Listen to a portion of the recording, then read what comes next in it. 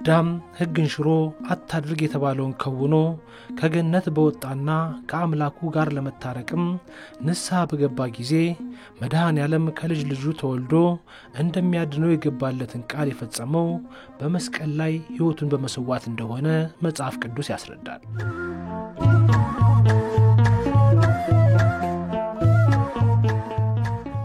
ከዘመናት በኋላም በመስቀሉ የተፈጸመው ገድል ለበርካቶች ሕይወት መዳንን ከህመም መፈወስን ከጠፉበት መመለስን አስገኝቷል። ዝንቱ መስቀል ቤዛነ መድኃኒትነ ዝንቱ መስቀል ቤዛነ መድኃኒትነ ዝንቱ መስቀል ቤዛነ መድኃኒትነ ዝንቱ መስቀል ቤዛነ። በመጽሐፍ ቅዱስ እንደተገለጸው የሕይወት መድን የሆነው መስቀል እጅግ የበዙ ተአምራትን ማሳየቱ ሰላማቸውን የጋረደባቸው አርቀው ቀበሩት።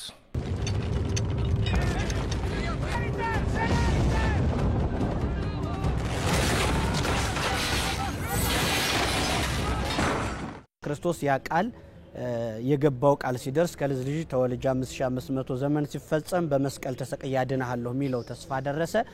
በዛ መልኩ እንግዲህ ቀኑ ሲደርስ ከእለቱ አንድ እለት ከሰዓቱ አንድ ሰዓት ከአመቱ አንድ አመት ከወርሁ አንድ ወር ሳያዛባ በገባው ቃል ኪዳን መድኃኒታችን ኢየሱስ ክርስቶስ በመስቀል ተሰቅሎ ያበውን የትንቢት ተስፋ ፈጸመው ማለት ነው። ተፈጸመ ተስፋ አበው በማርያም ድንግል ወበቀራንዮ ተተክለ መድኃኒት መስቀል ይላል። ዓለምን በዚህ መልኩ አዳነው። ከዳነ በኋላ እንግዲህ መስቀሉን ክርስቶስ ተሰቅሎ ክርስቶስ ካረፈበት በኋላ መስቀሉ ምልክቱ በጣም የጎላ ይሆነ መጣ።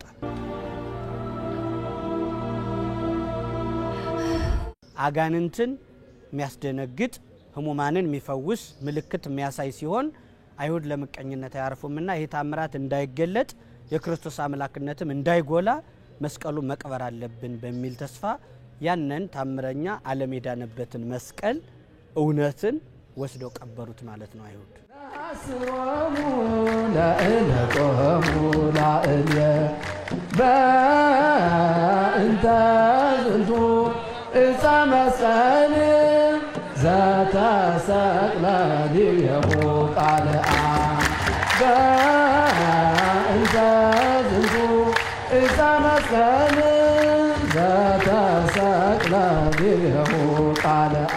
የመስቀል በዓል አጀማመሩ በ3ኛው ክፍለ ዘመን አካባቢ ሌኒ በእሱ አማካኝነት ተቀብሮ የነበረው የክርስቶስ መስቀል መገኘትን ወይም አስቆፍራ ያንን ቦታ አግኝታ መስቀሉን ማውጣቷን ምክንያት ተደርጎ የሚታሰብ ነው። መስቀል እና ዳመራ የተገናኛቸው የክርስቶስ መስቀል በዳመራ በችቦ በጭስ አማካኝነት መገኘቱን ለማያያዝ ነው። ያ የተቀበረው መስቀል ረጅም ጊዜ ሆነ። ያን መስቀል ግን እንዳይገኝ ለማድረግ መጀመሪያ ምን አድርገዋል? ወደ ታች 90 ክንድ ርቀት፣ ወደ ታች ያለው ርቀት 90 ክንድ ነው ጥልቀቱ፣ ወደ ላይ 500 ክንድ ነው። አይሁድ ቆሻሻ እየከመሩ 3 ተራሮች ወደ ላይ የሚሄድበት 500 ክንድ ወደ ላይ 90 ክንድ ወደ ታች አድርገው አንድ ይሄንን ርቀት አደረጉ። ሁለተኛ ደግሞ ማጥፋፊያ በቀኝና በግራ የተቀመጡትን የወንበዴዎችንም አደረጉ። ይህን ሁሉ አድርገውት ሲኖሩ ያንን ለማውጣት ያንን ለማስገኘት እንግዲህ እግዚአብሔር ከሰው ሰው ይመርጣል፣ ምክንያት ይፈልጋል። በቅድስት እሌኒ በኩል ይሄ ነገር ተፈልጎ እንዲወጣ በደመራ በኩል እንዲሆን አደረገው። የመስቀል በዓል ምንድነው ዋናው ሐሳቡ ስንል መስቀል የተደበቀን ጉድ ነገር ተሰውሮ የነበረን ነገር ተሰውሮ የነበረን ያለም መድኃኒትን የማግኘት የመቆፈር ያንን ደግሞ ተቆፍሮ የመጣውን ነገር ደግሞ ለመድኃኒት ለፈውስነት መጠቀም ነው ዋናው ጉዳይ።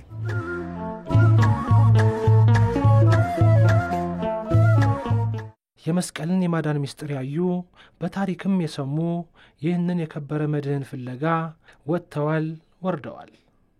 የጠፋ ነገር ይገኝ ዘንድ ግድ ነውና በራእይ የተመራችው ንግሥት እሌኒ ግን በጽናቷ ደመራን ደምራ ጭሱንም ተከትላ መስቀሉን ፈለገችው። በምትፈልግበት ወቅት ጸሎት አንድ ምህላ ክርስቶስ ገዳመ ቆሮንቶስ ገብቶ ከጸለየበት ላይ 7 ቀን ምህላ አድርጋለች፣ ጸሎት አድርጋለች። ልክ በመስቀል አደባባይ እንደሚሆነው ቤተልሔም ላይ 7 ክርስቶስ ከተወለደባት የከቶች በረት 7 እንዲህ ያደረገች ዳ ጎልጎታ ላይ 2 ሱባኤ ጸሎት አድርጋለች።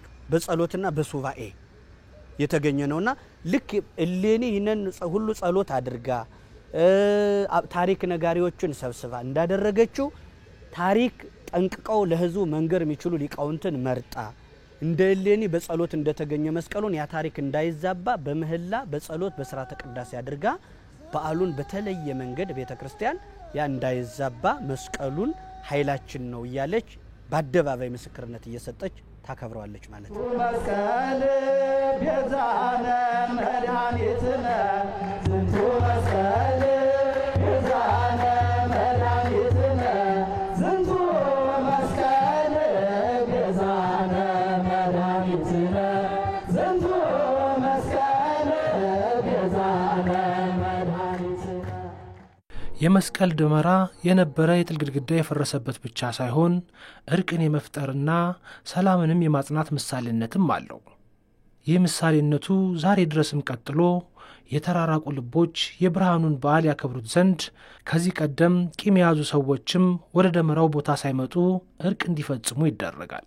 ደመራ ማለት መደመር፣ አንድ መሆን፣ መተሳሰር ነው። የተለያዩ 7 የተጣሉ ነገሮች ነበሩ በመስቀሉ አንድ የሆኑ እንደነዚህ ብዙ እንጨቶች ብዙዎች ባንድ እንደሚታሰሩ 7 የተለያዩ ነገሮች ነበሩ። ሰውና መላእክት፣ ሰውና እግዚአብሔር፣ ህዝብና አሕዛብ፣ ነፍስና ስጋ ተለያይተው ነበረ። ዳመራው አሁን ምን ፈጠረ? ምድርን ከሰማይ ጋር አገናኘ፣ ሰውን ከፈጣሪ ጋር አገናኘ። ወደ ላይ ስናስበው ምድርን ከፈጣሪ፣ ሰውን ደግሞ ከሰው ጋር አገናኘ። ወደ ጎን ስናስበው፣ ወደ ታች ስናስበው ደግሞ ምናት ተቆፍሮ የነበረውን የክርስቶስ መስቀል አወጣ። ስለዚህ በደረጃ ብናስበው ፈጣሪ ምድር ከምድር በታች፣ ወደ ጎን ብናስበው ደግሞ ሰውን ከማህበረሰብ ጋር፣ ማህበረሰብ ከማህበረሰብ፣ ጎጥን ከጎጥ ጋር፣ ቤተክርስቲያንን ከቤተክርስቲያን ጋር አንድ ላይ ያለ ደግሞ የሚያገናኝ ልዩ ትምህርት ነው። እርቅም ደግሞ አለበት ከዚሁ ላይ በመስቀል አንድነትን ፈጠረ እርቅንም አደረገ ነው የሚለው። በመስቀሉ እርቅን አደረገ ነው የሚለውና እርቅ ደግሞ ቅድም ያልናቸው ነገር ታርቀውበታል። አሁን የመስቀል አካባቢ የተጣሉ ሰዎች ሳሉ መስቀል ሲደርስ መስቀል በዓልንማ ለየብቻ ማክበር የለብንም፣ ድግስ አለ፣ መብል መጠጥ አለ፣ ከዛ መለየት የለባቸውም ተብለው መስቀል እየቀረበ ሲመጣ ማን ነው የተጣላ ተብሎ በየአካባቢው ይፈልጋል። ማንና ማን አይግባቡም፣ እዚህ ድግስ ላይ ሳይገኙ እንዳይቀሩ፣ ለብቻቸው እንዳይውሉ ያ ታስቦ የእርቅ ሰሞን ነው። ያ ሰሞን በቃ ተፈልጎ የአገር ሽማግሎች ሄደው የከበሩ ሰዎች ሄደው የተለያዩ ሰዎች አንድ የሚሆኑት ከዚህ ጋር ነው። እዛ በኋላ መብል መጠጥ ደግሞ አንድ ያደርጋል። እርድ ይታረጋል፣ ጠላ ዝግጅት ይመጣል፣ እንጀራ ይቀርባል፣ አረቂ ይቀርባል።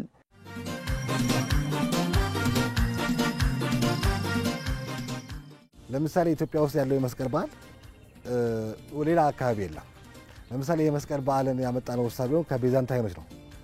ነገር ግን ከቤዛንታይንኛ ስንቀበል የራሳችን አድርገን የተቀበልነው ይሄን በራሱ በጣም የሚገርምና የተለየ ነገር ነው የሚያደርገው። ምክንያቱም መስቀልን ስንኛ ኢትዮጵያዊ ስናደርገው ሐሳቡ የኛ አይደለም። መስቀልኛ እኛ አልተገኘም ኢትዮጵያ ውስጥ። ስለ መስቀል ሳይሆን ከቤት የሰማነው ነገር ግን ስንቀበል መስቀልን ኢትዮጵያዊ አድርገን ነው። አሁን በዚህ ደረጃ የሚያከብር የትም ዓለም ላይ የለም። እንዴት ነው አሁን እኛ ጋር ከታሪክ አንጻር እንዴት ሁለት ቀን ሊከበር ይችላል የሚለው መነሻው አጼ ዳዊት ናቸው። አጼ ዳዊት መስቀሉን የመስቀል እንትኑ ግማደ መስቀሉ በአንድ በኩል በቀኝ በኩል ክርስቶስ የተሰቀለበትን እሱን ቁራጩን ያገኙና እስከ ሱዳን መተማ ድረስ ይመጣል። እሳቸው ከሸዋ ይነሱና ያን መስቀል ለመቀበል በሚሄዱበት ጊዜ መንገድ ላይ ህይወታቸው ያልፋል። ህይወታቸው ካለፈ በኋላ የእሳቸው ልጅ አጼ ዘርዓ ያዕቆብ እሳቸው ከሞቱ ከ4 እና 5 ዓመት በኋላ እንደገና ያንን መስቀል እስከ መተማ ይመጡና መስቀሉን ይቀበላሉ። መስቀሉን የተቀበሉት መቼ ነው? መስከረም 10 ነው። መስከረም 10 የተቀበሉት። ከዛ መስከረም 10 ከተቀበሉ በኋላ ማህበረሰቡ የዛን መስቀል መቀበል ምክንያት በማድረግ ፕሮግራም እንዲያዘጋጅ ምን ያዛሉ? ሁሉም ሰው ከየአካባቢው ያለውን እንጨትም የሚነድ ነገር ችቦም እያረገ እያሰረ አንድ ቦታ ይከምራል እዛው መተማ ላይ። ይሄ 1 ሳምንት ፈጀ። ልክ ይሄን ባረጉ በሳምንቱ ምን ያረጉ? ችቦ ተለኮሰና ያ እሌኒ ያገኘችበትን ተምሳሌት አሳዩ። ያ መቼ ነው? መስከረም 16 ነው። ያንን ካረጉ በኋላ ትልቅ የእሳት ዳመራ ሰርተው አከበሩ። በማግስቱ አፄ ዘርዓ ያዕቆብ ምን አዘዙ? በማግስቱ እረፍት ይሁን፣ ሁሉ በየቤቱ ይህን ነገር በማሰብ ይረፍ፣ ስራ የለም ብለው ፈቀዱ። ከመስከረም 10 ቀን ተቀጸል ጽጌ ተብሎ ወይንም ከግብጽ የተመለሰበትን ምክንያት አድርገን እናከብራለን። መስከረም 16 ደግሞ ደመራ ብለን ከሌኒ ጋር ተያይዞ ደመራው ጋር እናከብራለን። ከዛ ጋር ተያይዞ ደግሞ 17 ደግሞ ቁፋሮ የተጀመረበት እናከብራለን።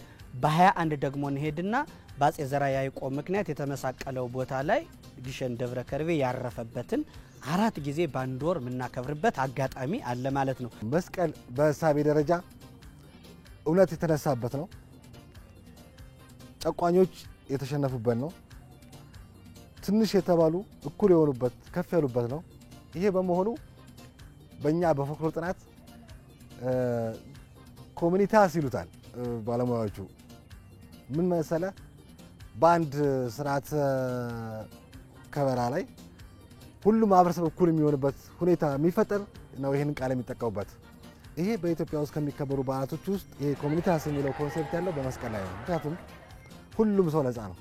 አንድነትን ከማብሰር ይሄ በመስቀሉ አሁን እንደተባለው ሰፈር ላይም በሌላው ቀን እናከብርለታለንና በመብል በመጠጥ አንድ ይሆናል። አሁን ይሄ ከመስቀሉ ጋር ምንድነው የሚያገናኘው ሲባል መብል መጠጥ አንድ ነው የሚያደርገው፣ የተለያየውን አንድ ያደርገዋል። መስቀልም እነዛን የተለያዩ ነገሮች አንድ የሆኑበት ምክንያት ነው። ምስጢሩንም ስናይ ባህሉ ለምስጢሩ በጣም የተጠጋ ነው፣ አንድ ነው አይደለም። ሰው ከብቶች ያን ጊዜ ታለቀው ነው የሚሉት፣ እንደ ልባቸው እንዲበሉ ነው የሚደረጉት። በጣም የሚጠጉበት እንደውም የመስቀል ጊዜ ነው። በሌላ አካባቢ ደግሞ ከብቶች ያን ቀን ወተት ጀርባቸው ላይ የሚረጭበት ነው፣ የሚመረቁበት ነው፣ የተለያዩ አይነት ምግብ የሚበላበት ነው። የአንድነት በዓል ነው፣ የእርቅ በዓል ነው፣ የሰላም በዓል ነው። ምክንያቱም አንድ ላይ ለመዋል ሰላም ያስፈልጋል። አላማጣ ቆቦ አካባቢ ስናየው ደግሞ ለምሳሌ ቀበላው አካባቢ አጊጾም ላይ ለሚደረግ ሰርግ ውል የሚያዘው በመስቀል ሰሞን በዚሁ ቀን ነው። አሁን የመስቀል ደመራ በምንለው ቀን ሽማግሌ ይላካል፣ ልጅን ለልጄ ይላል። ምንድነው ፍላጎታቸው? በጣም የሚገርም እምነት ነው። እምነታቸው በመስቀሉ አንድነት ይፈጠራልና ይህንን ሁለት ባልና ሚስት ተጋቢዎች ጥንዶችን አንድ ማድረግ እንዲችል የመስቀሉን በረከት እንዲጠብቃቸው ከማድረግ አንፃር ቀበላ ላይ አብይጾም ላይ ድንበሩ ላይ ሄዶ ለሚፈጸም ጋብቻ መስቀሉን ምክንያት አድርገው በእውነት የሚገርም እኮ ነው። እንደውም ቀድሞም ሹምሽርም ይደረግ ነበር። እዛው የደመራው ቀን ሹምሽር አሁን ባለስልጣናት ሹምሽር ያደርጉበት ነበር። ትልልቅ ጸሐፊያን እንዳስቀመጡ ለምንድን ነው እንደዛ የሚያደርጉት? በመስቀሉ አዳም ነግሷን ዲያብሎስ ተሽሯል እና ያጠፋ ነው። እንግዲህ ያጠፋ ሰው ካለ በለቱ አይደለም ያለ ምክንያት አይሽሩትም። ቀን ጠብቀው በምክንያት ከመስቀሉ ጋር ወስደው ይሄንን ያደርጉታል። አሁን የመስቀል በዓል ላይ አንደኛ ያንን ቦታው የሚመረጠው ቦታ ራሱ ከቦታ አንፃር ስታስበው እኩልነት ያለበት ቦታ ነው። ማዕከላዊ የሆነ ቦታ ነው። ለሁሉ መሰብሰቢያ የሆነ ቦታ ነው። ሁለተኛ ደግሞ የሚገኘው ማህበረሰብ ሁሉ ከሁሉ ማህበረሰብ የመጣ ነው። ህፃኑ ይመጣል፣ ትልቁም ሃይማኖት አባቱም ይመጣል። ከዛ እንደ የሃይማኖቱ ስርዓት ከተፈጸመ በኋላ እንደ ባህል የሀገር ሽማግሌ ያንን ችቦ ባርኮ ይሰጣል። ያ ምንድን ነው? ለትልቆች እውቅና የሚሰጥበት ነው። የእውቅና መድረክ ነው ማለት ነው። አንተ ትልቅ ነህ፣ አንተ ትችላለህ ተብለህ ነው እውቅና የሚሰጠው። ለምን? መስቀል ካለመቻል ወደ መቻል ነው፣ ለመከበር መከበር ነው። ያንን ነው የሚያሳየው። ደመራን ደምሮ አድምቆ ለአምላክ ምስጋና ማቅረብ የመስቀል መገኘትን ተከትሎ የመጣ በዓል አይደለም። በኖህ ዘመንም ይህ ተግባር በጉልህ ሲከናወን እንደነበርም ቤተ ክርስቲያን ታስተምራለች። ኖህ ምን ያደርግ ነበረ? ደመራ ደምሮ ከዛ መዓት ያሳለፍከኝ ብሎ ለአምላኩ እንጨት ደርድሮ ድንጋዩን ጸፍጽፎ እንጨት አድርጎ እሳት አድርጎ ስጋውን ከዚያ ላይ አድርጎ በእሳት ያቃጥለው ነበር። እሳቱ በእሳት ሲያቃጥለው ያ ነገር መስዋዕቱ አረገ፣ በእግዚአብሔር ዘንድ ቅቡልነት አገኘ ይባላል። ከዚህ የተነሳ ያን የኖህን በዓል ይሄኛው በዓል መጥቶ ገባበት። የአዲስ ኪዳን የክርስቶስ መስቀል ገባበት። መስቀሉን ጥግ አድርገው እንደ ኖህ የከበሩ ሰዎች ናቸው። አሁን ትልልቅ ሰዎች ከሚመረጡበት አንጻርም አንዱ እነ ኖህን የሚያክል ትልቅ ሰዎች ይዘውት የቆዩ በዓል ነው። ያንን በዓል መስዋዕት ሲሰዋበት የነበረ ኖህ ነው። ኖህ ደግሞ ከትልልቆች አባቶች ነው ቁጥሩ። ሰው አጥቶ እግዚአብሔር ሰው ባጣበት ወቅት ያይኑ ማረፊያ ያገኘው ኖህ ነው። ከዚህ የተነሳ ኖህ ቤተሰቡን በዚያ መስዋዕት ከእግዚአብሔር ጋር አገናኝቷል። በዚህ አንድነት ደግሞ በመስቀሉ ምክንያት አንድነት እንዲፈጠር ምክንያት የሚሆኑ ትልልቅ ሰዎች አሉ። እነዚህ ትልልቅ ሰዎች እነ ቅድስት እሌኒን በዛ ወቅት ደግሞ እነ ኪራኮስ እና አሚኖስ የሚባሉ ትልልቅ ሰዎች መስቀሉ እንዲገኝ ምክንያት የሆኑ ሰዎች አሉ። ከዛ ጋር ተያይዞ መጥቶ ወደ መስዋዕቱም ስንወስደው ከኖህ ጋር ተያይዞ ትልልቅ ሰዎች እንዲያደርጉት የነኖህን መስዋዕት የመስቀሉን ማንነት ምክንያት አድርጎ በዚህ ልክ ፍሰቱ ይመጣል ማለት ነው። ሽማግሌው አዋቂው ተደብቆ የነበረው ነው በዛ መድረክ ላይ እውቅና መስጠው። ይሄ በራሱ ከመስቀል ጋር የሚያያዝ ነው። ዘንቱ መስቀል ቤዛነ መድኃኒትነ ዘንቱ መስቀል ቤዛነ መድኃኒትነ።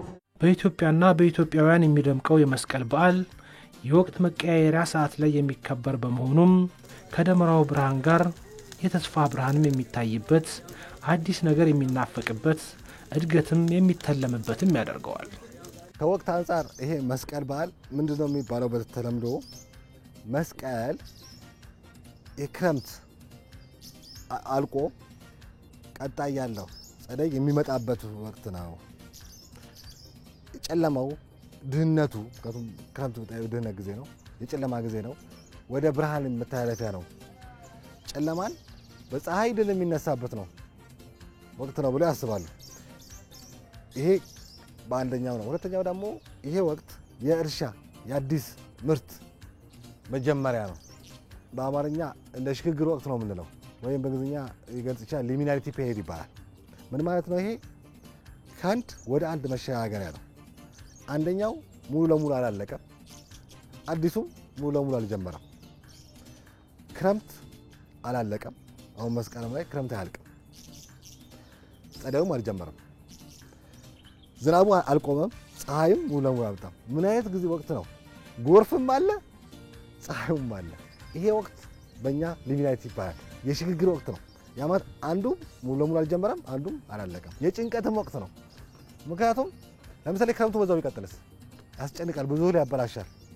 ቀድሞ ቢቆምስ ሳይደርስ ይቀራል። ሁለተኛ ወንዞች ይሞላሉ ተብሎ ተስፋ ቢደረግበት ነው፣ ግን አልሞሉ። እንትና ይሞላል ከመስቀል በኋላ እንገናኛል ተስፋ ነው። ባይሞላስ ቢቀጥልስ አይገናኝ ነው። ይሄ ወቅት አስጨናቂ ነው፣ የጸሎቱ ነው። ለዛም ነው ይሄን ወቅት በተለየ መስቀል የተለየ እንትን የሚታሰብ እዮካ አበባዬ እዮካ አበባዬ እሰይ እዮካ አበባዬ መስከረም ጠባዬ እሞታለሁ ብዬ ስባባ እሰይ መስከረም ጠባ ነው ምንል። ከዓመቱ ዓመት ሲያደርሰን ክረምቱም ምኑም ተጭኖ ስለነበረ ያ ጭነት ሲያልፍ እንኳን አደረሰን ከሞቱ ከመብረቁ ተምኑ እንኳን አደረሰን ብለን ነው ይሄን የምንጫወት።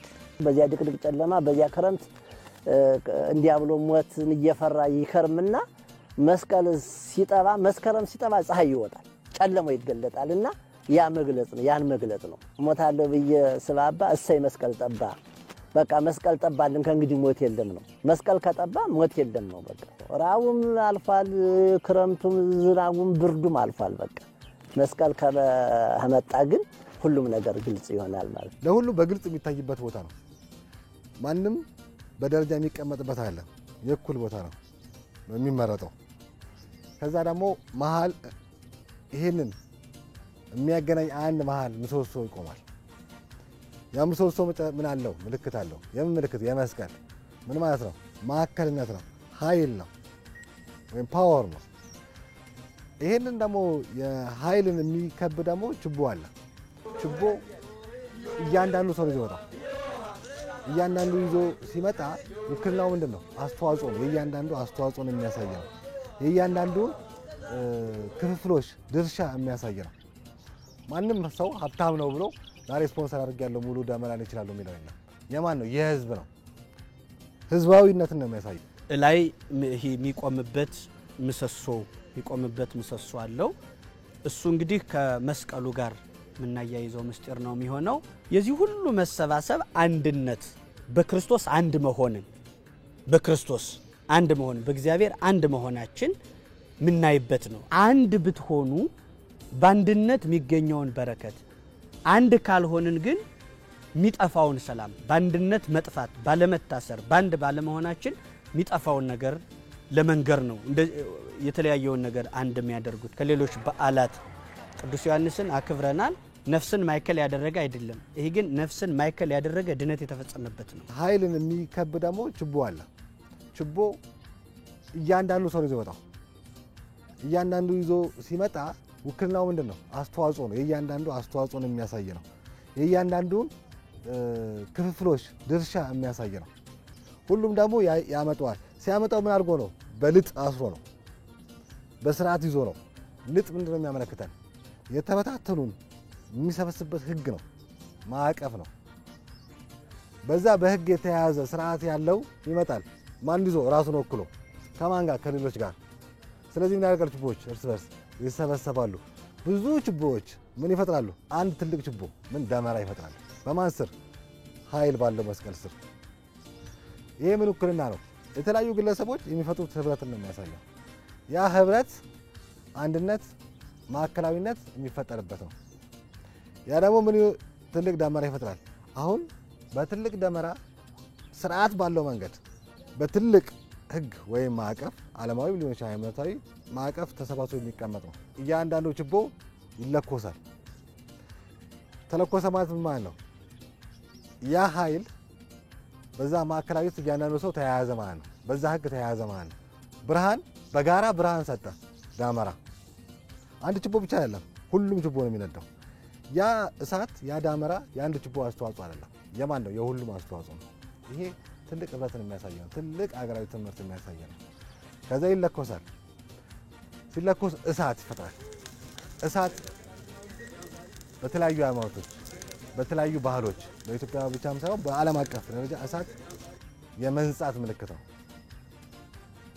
የመፈወስ ምልክት ነው የመስዋዕትነት የማቅረብ ምልክት ነው እሳት ይፈጥራል እሳት መንጻት ነው መዳን ነው ከክፉ ነገር መጽዳት ነው መጥፎ ነገር ማቃጠል ነው መስቀሉ የተገኘለት ብርሃን ሆኗል ነው የሚለው በግራ የተሰቀለውንም አብረው ቀብረዋል ብለናል በቀኝ የተሰቀለውም አብረው ተቀብሯል የሁለቱ ሲወጣ ምልክት አላሳየም ነገሯት የጌታ መስቀል ሲወጣ ግን ብርሃን ሆነ ብርሃን ታየ እነዚያ ምንም ብርሃን ምልክት አላሳየም ነበር ይሃዋ አለች ይሃዋ ይሃ እግዚአብሔር ኃያል ነው የተሰወረውን ይገልጣል የተደበቀውን ይገልጣል ብላ ይሃዋ ይሃ እግዚአብሔር ኃያል ነው አለች እግዚአብሔር ኃያል ብላ ተናገረችና ብርሃን ሆኖ ልክ በመስቀሉ ጉራን በሩ ነው የሚለው እሳት የሚቃጠለው ከዚህ በፊት የነበረው ክፉ ነገር ከዚህ በፊት የነበረው አጽያት ከዚህ በፊት የነበረው አላስፈላጊ ነገር ተቃጠለ ጸዳ ምን ሆነው ንጹህ ሆነን አዲስ ህይወት ጀመር ነው የሚለው ነገር ለማሳየት ነው ዳመና ከተለኮሰ በኋላ ያ ታሪክ አብቅቷል ያ አጽያት አብቅቷል ያ ክፉ ነገር አብቅቶ አዲስ ሆነ ያለው ታደስክ ማለት ነው መስዋዕትነት ያቀረብክ ነው ከዛ እሳቱ ደግሞ ምን ይፈጥራል ጭስ ይፈጥራል ጭስ ደግሞ የመንፈሳዊ ኃይል ጋር መገናኛ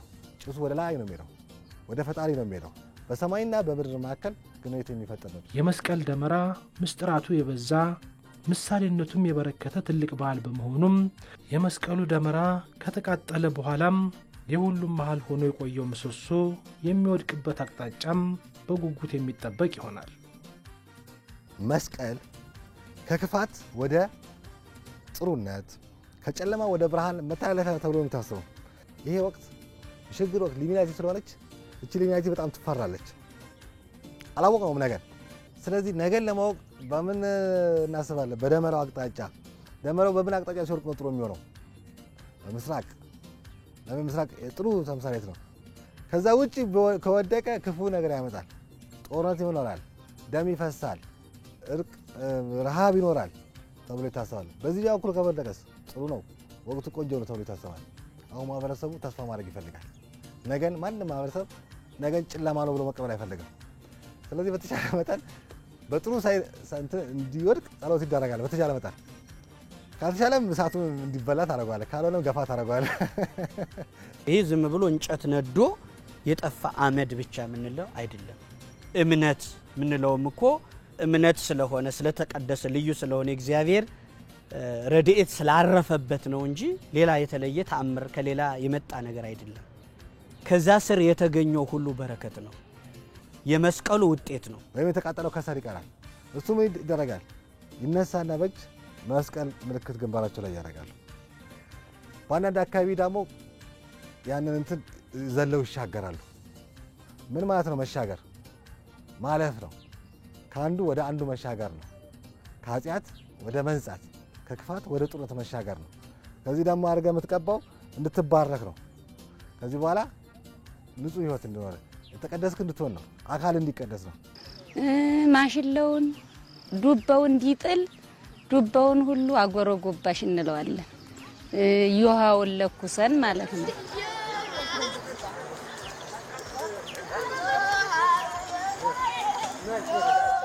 አመዱ ደግሞ ቤት ይገባል ተቆንጥሮ፣ ወይም ከሰሉ ቤት ይቀመጣል። ቤት ለምን? ክፉ መናፍስቶች ከቤት እንዲወጡ፣ እህሉ እንዲባረክ፣ ልጆች እንዲያድጉ፣ ቅድስና እንዲመጣ ቤቱ እንዲጋር ይደረጋል። በአንዳንድ አካባቢ ደግሞ ምን ይባል እንዲነሳና ግንባሬን ያንበሳ እንደገና ሆዴን የዝንጀሮ አርግልን ይባል። ምን ማለት ነው? ግንባሬን ያንበሳ ማለት ደፋ አርገኝ ነው። ሆዴን የዝንጀሮ ደግሞ ብዙ በልቼ ብዙ እንጠነክር አርገኝ ነው። ይሄ ራስን የጀግና እንትን ራስን ዝግጁ የማድረግ አዲስ ኃይል በአዲስ ፓወር የመነሳት ነው። በመስቀል ወቅት ይሄ ይውጣ እያሉ የሚተረኩሱት ለምንድን ነው ሲባል በመስቀል አጋንንት ተመተዋል። እነዚህ አሁን እያንዳንዱ አይጥበለው ቅማል ምን እያሉ እነሱ በራሳቸው ለጊዜው የሚቸገሩበትን ነገር ማለታቸው እነዚህ ሁሉ በመስቀሉ የጠፉትን አጋንንትን ለማስታወስ ነው።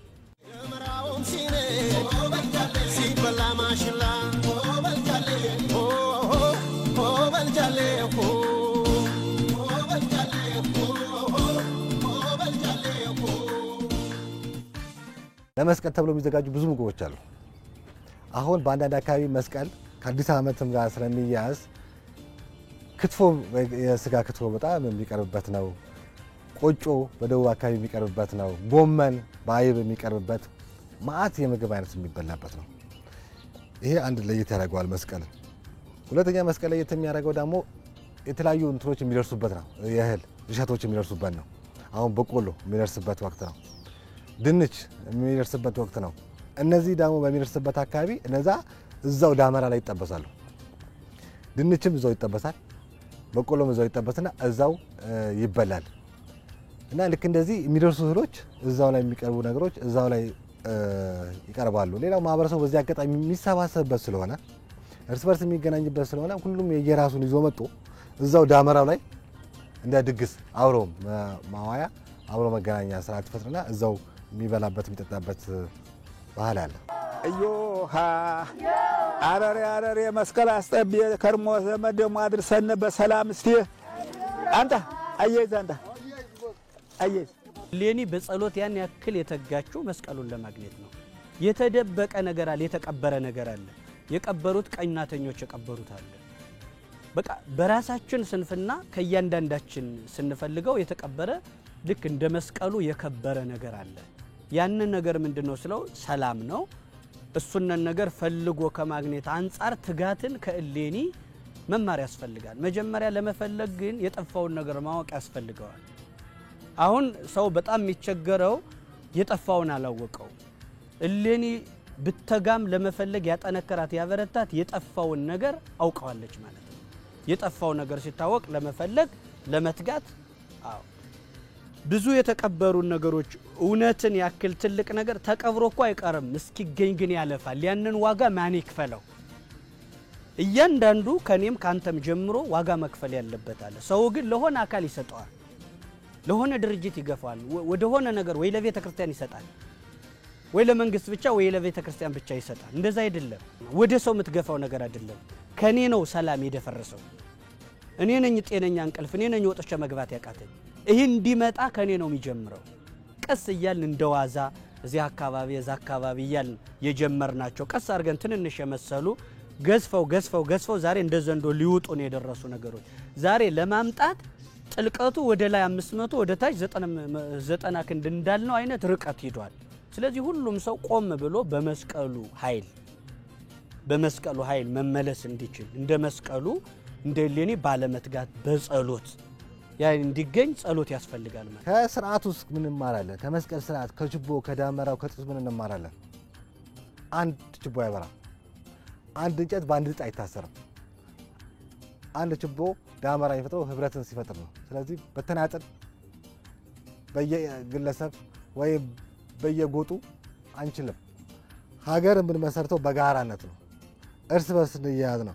ህብረት አንድነት ስንፈጥር ነው። መስዋዕትነት ከፍለን ችቦ ተሰባስቦ ዳመራ ሰርተን ያ ዳመራ እሳት ፈጥሮ ብርሃን ፈጥሮ ከዳመና ወደ ፀሐይ ከክረምት ወደ ጸደይ ከጨለማ ወደ ብርሃን የሚያሻግረን ህብረታችን ነው። የተቀበረብን ነገር ርቀት ያለው ስለሆነ ትጋት ይጠይቃል፣ ጸሎት ይጠይቃል። ከመስቀል ይሄ ትውልድ መማር ያለበት እንደውም ይሄንን ነው። ምንድነው ከኔ ቤት እንደ ግልም እንደ ሀገርም እንደ ቤተ ክርስቲያንም እንዳንድ ሰውነት ምንድነው የጎደለ ከኔስ ምን ይጠበቃል የሚለውን ከሌኒ እኮ የተለዩ ሌላ ሰዎች አሉ። እንደሷ ግን ተግተው ያወጡ ሰዎች የሉ። መስቀል ማዋጣት ነው። የኔ ብቻ አይደለም። መስቀል የኛነት ነው። መስቀል ከኔ ወደ እኛ ያንተ ለኔ የኔ ላንተ የምንቀያየርበት ነው። ከመስቀል የምንማረው የኛነትን ነው። ሰላም ይብዛላት ምድሪቱ የሰው ልጅ እንዳይቀር በከንቱ የሰው ልጅ